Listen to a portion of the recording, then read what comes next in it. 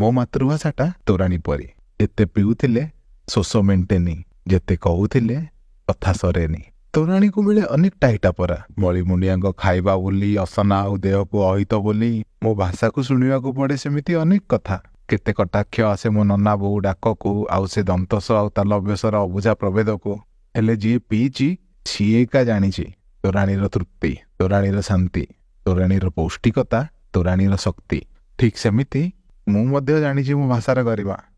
ଏବା ଜଗନ୍ନାଥଙ୍କ ଭାଷା, ଖାରବେଳଙ୍କ ଭାଷା, ନବକୋଟି କର୍ଣ୍ଣାଟ କଳବର୍ଗେଶ୍ୱରଙ୍କ ଭାଷା। ତୋରାଣୀର ଅଛି ଅନେକ ପରିଚୟ। ଦହି ତୋରାଣୀ, ଚାଇଁ ତୋରାଣୀ, କାଞ୍ଜି ତୋରାଣୀ। କିନ୍ତୁ ଯେତେ ଯାହା ହେଲେ ବି ତୋରାଣୀଟା ତୋରାଣୀ। ମୋ ଭାଷାର ବି ଅଛି ଅନେକ ରୂପ। କଳାହାଣ୍ଡିଆ, ବାଲେଶ୍ୱରିଆ, କଟକିଆ, ସମ୍ବଲପୁରିଆ, ଗଞ୍ଜାମିଆ, ପୁରିଆ। ହେଲେ ଯିଏ ଯାହା କହୁ ପଛେ ଓଡ଼ିଆଟା ଓଡ଼ିଆ। ତୋରାଣୀକୁ ହଟେଇ ଦେବା ପାଇଁ ହେଇଛି ଅନେକ ଅପଚେଷ୍ଟା। କେତେ କୋକାକୋଲା ଆସିଛି, କେତେ ୱାଇନ୍ ଯାଇଛି, ହେଲେ କଂସାରେ ତୋରାଣୀ କାଲି ବି ଥିଲା ଆଉ ଆଜି ବି ଅଛି। ମୋ ଭାଷା ବି ସହି ଚାଲିଛି ଅନେକ ଯାତନା।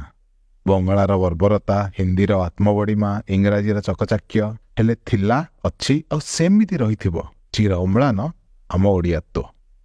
ମୋ ମାତୃଭାଷାଟା ତୋରାଣୀ ପରି। ଯେତେ ବାସି ହେଇ ଚାଲେ ସେତେ ସୁଆଦିଆ, ଯେତେ ପୁରୁଣା ବଢ଼ି ଚାଲିଛି ତା ଶାସ୍ତ୍ରୀୟତା।